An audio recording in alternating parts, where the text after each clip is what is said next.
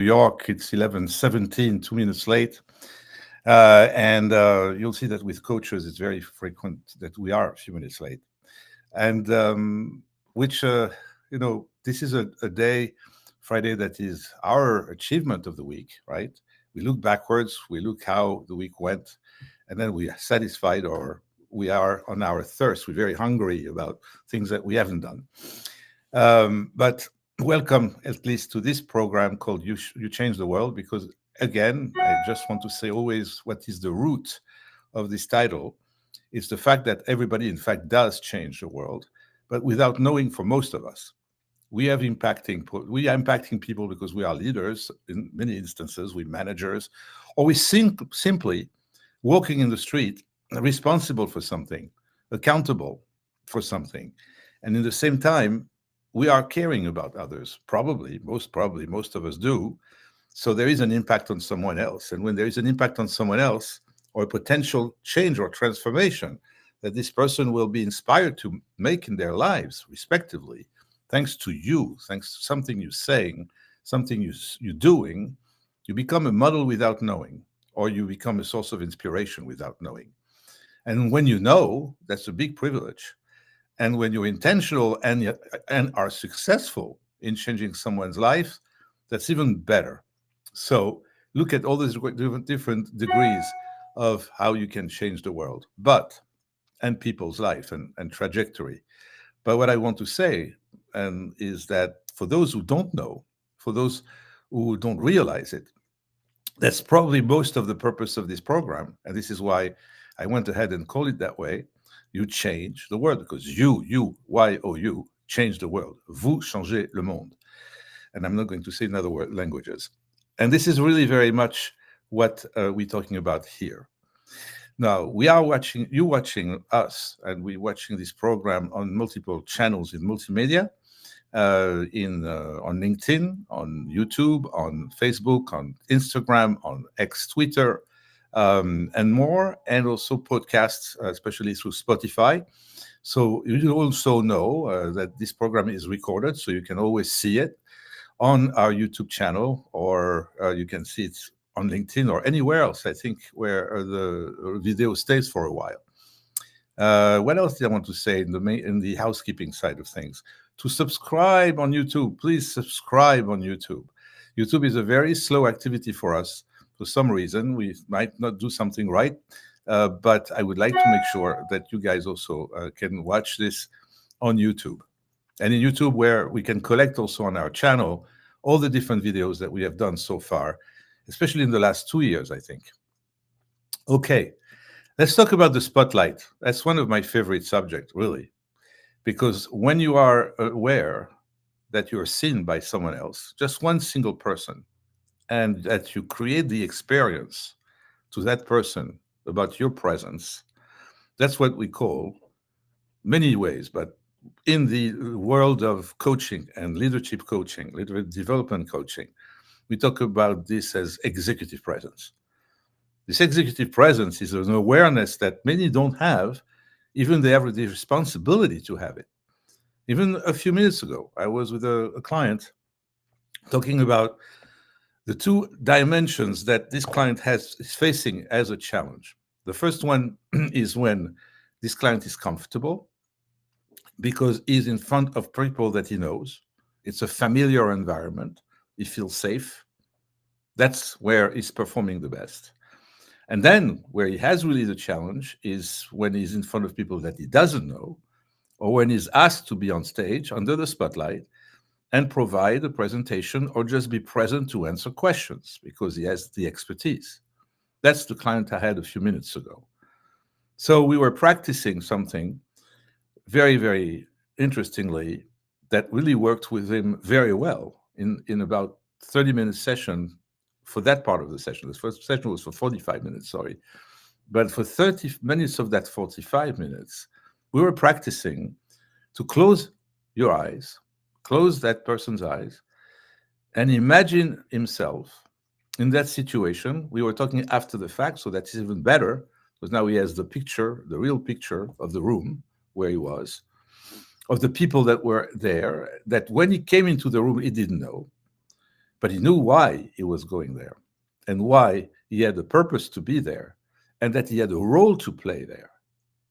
And because of that, you have enough information, enough specifications to know what you're up to and what you need to deliver. So that gives you almost everything that an actor gets when he or she is given a part to play on stage under the spotlight.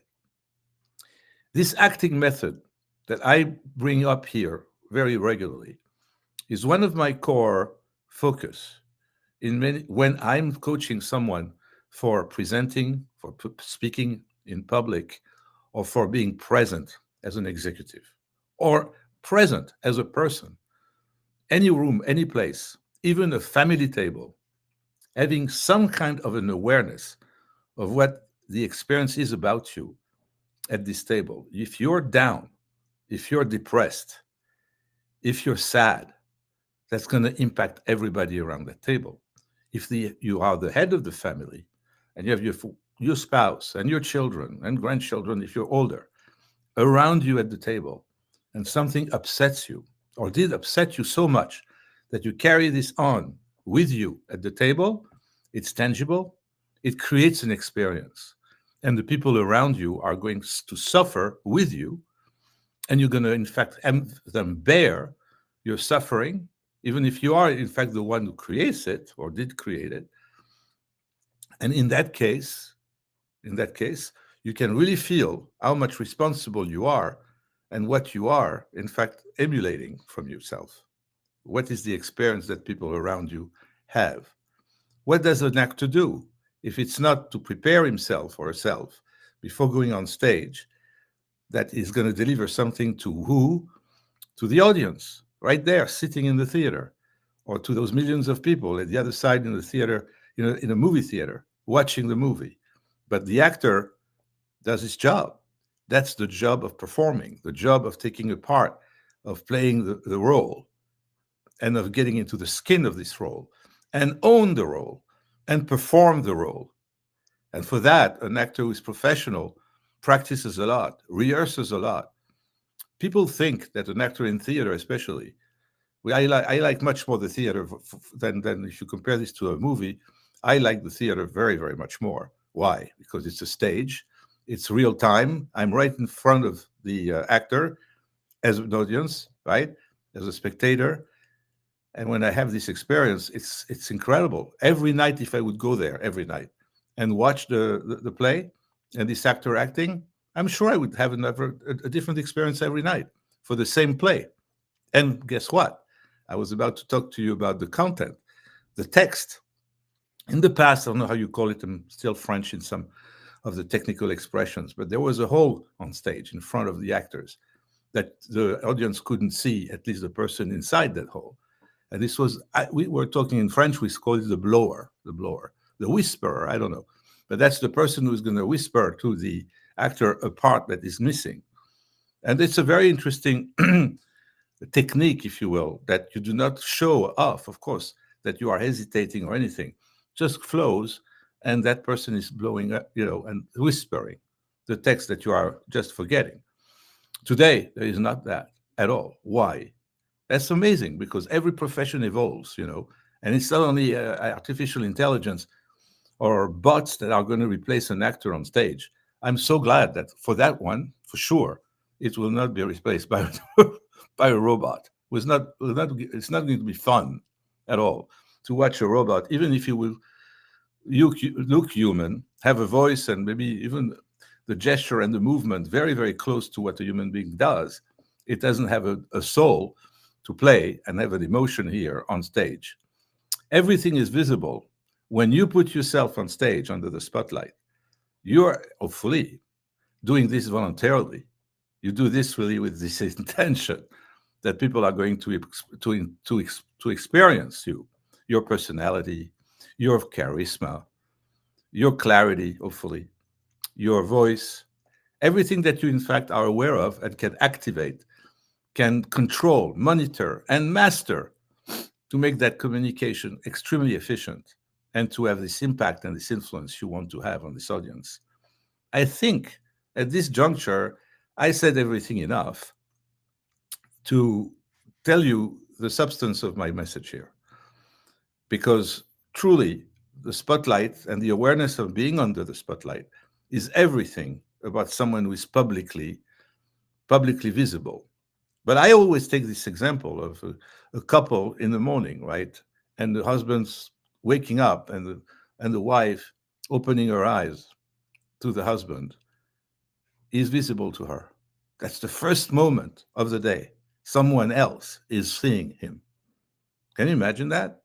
If he would be aware of that, what kind of precaution is he going to take to be not only visible, but to not only be only visible, but to be, giving a good experience of himself to that person. This is the beauty of what I'm talking about. The beauty of what I'm talking about is this responsibility, this ownership, this task that someone has, that does it professionally as an actor, but amazingly as an executive, as a leader, as someone who has an impact on someone else. Could be a therapist, could be me, a coach. It's the awareness of this moment. What do I bring in this moment, in that space of my person, for this to be a purposeful, meaningful, and to accomplish my mission and convey the message or the impact or the influence I want. So this is really where we are. We are in a situation of full improvisation, which means I am prepared. I own my role, my mission. I know what I'm here for. And I'm so in control of it that I'm able to handle this at any time when it presents itself, at any moment. Let me explain this one, the last one I'm just saying. The last one I'm just saying is that you are so prepared that an instance occurs, by coincidence, but there is never a coincidence, but definitely a spontaneous incident, something comes your way, and you immediately have this reflex that for that particular situation, you have prepared yourself already many times over. You practiced it many times over. And because of that, this fluency, this mastery gives you an incredible presence. So I'm inviting you to think about this today, about the spotlight, the awareness, the intention that you have to be present in a moment for a real purpose that is to be meaningful, impactful, influential, which is really one of the basic role of a leader. Someone who has ambition to grow in a company, in an organization, and be promoted and get, through the system and through the ladder, up and up and up, should know that this is this particular skill that will make that person successful, because this is what is expected of that person. This influence, this impact, this responsibility to create a safe space for people to be around, for people to get this direction, this clarity, this framework that a leader can give someone. This direction is just for the purpose of being successful. You know that sentence, I set you for success. I set you up for success means I'm going to be successful too with you. It's a win-win situation. I wish that in an ideal world, we would always be in this kind of setting, that it's win-win, that we are both of the side of, of the exchange, of the interaction, we're going to be winning. And amazingly, I'm also a mediator. And in mediation, what do? We try to make those people to agree with each other in a conflict. It can be a very high conflict, people who have disagreed for all their lifetime. Long life couples that have to get to divorce after this such a long time, and in a very deep conflictual relationship where it's yelling, where it's insulting the other, when you look at the texts that they send to each other, it's really a nightmare. In this relationship, two people probably never wanted to listen to the other side. And what I'm bringing here, why do I bring this here in mediation, is very simple. It's this win-win situation. It's this lack of understanding that we have maybe common denominators, common goals. For example, when it's a couple going into divorce and having children, when I bring the children up in the conversation, every animosity stops most of the time. The animosity is because, oh my gosh, we're talking about our children now. We have to take care of that. It's very precious. We can't have a dispute right now, or a conflict, or yelling in front of them. Maybe it happens in front of them, unfortunately, in those houses where there is those disputes. But when it's mediation, when it's about getting to an agreement about, custody, as they call this horrible name, or when it's about taking the children from school, picking up the children at school, which turn is going to be, and all these details we get into in the mediation session. I see people calming down and becoming reasonable when we talk about the children. Why? This is almost in their subconscious. The highest level of conflict will calm them down because we're talking about their children. So it's a trick. It's not a trick. It's not a tip. It's a logical thing that comes to me naturally as a mediator, that if I bring this up, definitely it's going to bring reason. It's going to bring calm and composure. So that's my intention as a mediator. I have this influence on both, but I have a goal. I want them to come to an agreement. I want them to at least find some common denominators where they can agree. That's my role, my neutral role. And at the end, I just want one thing to happen, that they walk away from this negotiating table, that mediation table, not necessarily happy about the outcome, but that they feel very deep inside that the outcome is fair, that it's not unfair, it's fair. They both don't feel that they won over the other, but they have an agreement that is workable, long term, and that they can really internalize in themselves, saying, yeah, this can function. I can't live with this person, but I certainly can function in this kind of relationship that we have defined now with this mediator. This is amazing. The outcome of a mediation can be seen as a miracle sometimes, but it comes from this rationale of being intentional about the outcome, of having two people walking out of this mediation place, room, or setting, with this very strong, deep feeling of fairness. That's my intention. And I don't know if I'm 99%, 100% successful. I have been unsuccessful a couple of times because people sometimes are impossible to deal with, or they're impossible between themselves to deal with each other. But most of the time, it works. Now, think about this and connect the dots with what I said before. Someone comes on stage under the spotlight, intentionally prepared for the posture that this person is going to have, for the moment that person is going to have with these people, that setting particularly, and intentionally knowing what kind of impact this person wants to have, compared to an actor going on stage under the spotlight, playing Richard II of Shakespeare or Othello, and having a very, very clear goal about how this audience is going to perceive him playing that role, and getting also from his talent and everything that he's going to do to be faithful, loyal to the author, being the actor, the best actor he can be, and bringing himself authentically into this role and playing that role fabulously, because he has invested all his strength, all his intention in being the person that he wanted people to see. That's exactly the recipe for success. This is the recipe for acting on stage, but this is also the recipe for being here on earth, dealing with other people. You take ownership of your presence. You take ownership of the perception that you create around you.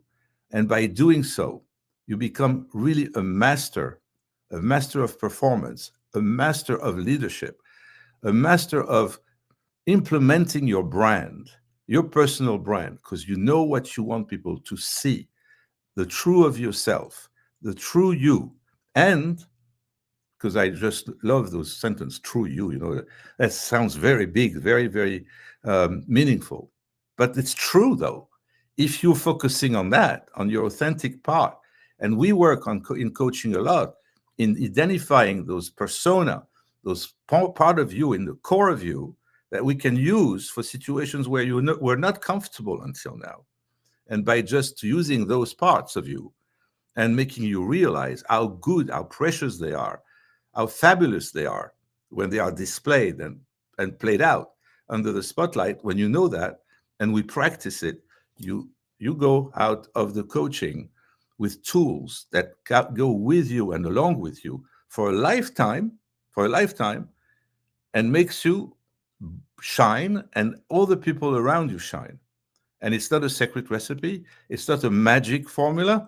It's called improvisation, it's called intention, and it's called spotlight, the awareness of being under the spotlight. Very soon, I'm going to launch a website on this particular concept. It's called Spotlight Mindset, and it's going to be www.spotlightmindset.com. If you dial that on your browser, you will see the website, but it's just a mock up. And the content will be changed to some extent. But between you and I, we can always share this little secret. This website is on. You can see it. It's called spotlightmindset.com. And I wish you, all of you, an excellent weekend.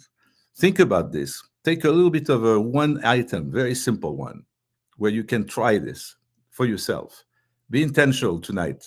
How are you going to go to your dining table? If you are with a group of friends or with your family, what do you want to come with at that very moment that you want people to enjoy about you? Just think about it, because you never think about those things. I'm sure you never think about those things. Try this for now. Try this only one time today, and come back to me. You can always communicate with me. You know how. Wherever you are, LinkedIn or other channels, there is always a messaging or a chat that we can use, or you can go to the website, andrepolisseux.com, and communicate with me as well. Thank you again for being with me here today, and see you next week, and have an excellent weekend.